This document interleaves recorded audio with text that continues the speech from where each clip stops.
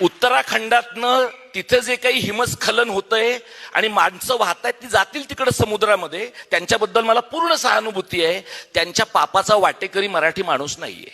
मराठी माणूस कोणत्या पापाचा वाटेकरी आहे? समृद्धी महामार्गाचा वाटेकरी आहे, शक्तीपीठ महामार्गाचा वाटेकरी आहे, वाढवण बंदराचा वाटेकरी आहे. ही जी पाप आहेत ना, ही आपली इंडिजिनस पाप आहेत, आपली खाजगी पाप आहेत. आपली जी समष्टी आहे हे आपल्या समष्टीची पाप आहेत. आणि ही पाप निस्तरायची ना, तर उद्या या महाराष्ट्राचं विभाजन होईल हे तुम्ही कायम डोक्यात ठेवा. फडणवीसांना तिसरी आणि चौथी मुंबई करायची आहे. कुठं करायची आहे? तुम्हाला अटल सेतू बद्दल मुंबईत न राहणाऱ्या लोकांना फार प्रेम आहे की 16 किलोमीटरचा पूल आहे.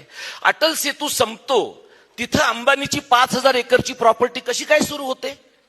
म्हणजे आधी अंबानीची प्रॉपर्टी सुरू होते, मग अटल सेतू सुरू होतो. हे तुम्हाला कळलं नाही तर तुम्हाला महाराष्ट्राचं राजकीय अर्थकारण कळत नाही. वाढवण बंदरापासून समृद्धी महामार्गापर्यंत 6 लेन रस्ता होणार आहे. पेपरवाले बातम्या कशा देतात? आता होणार हा रस्ता सुसाट. अरे पण तू गेलायस का त्या रस्त्यावर?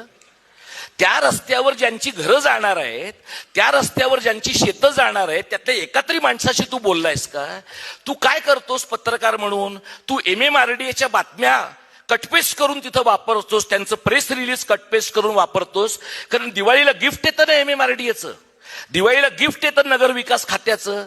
तुमच्या नगरविकास खात्याच्या, गृहनिर्माण खात्याच्या, ऊर्जा विभागाच्या, MMRDAच्या आणि वॉर रूम चालवणाऱ्या मोपलवारकडनं येणाऱ्या तुम्हाला जर भेटी टाळता येणार नसतील तर तुम्ही स्वतःला मराठी आडनावाचे लोक समजण्याचं काही कारण नाही. हा जो लढा आहे ना, हा जीवन मरणाचा लढा आहे.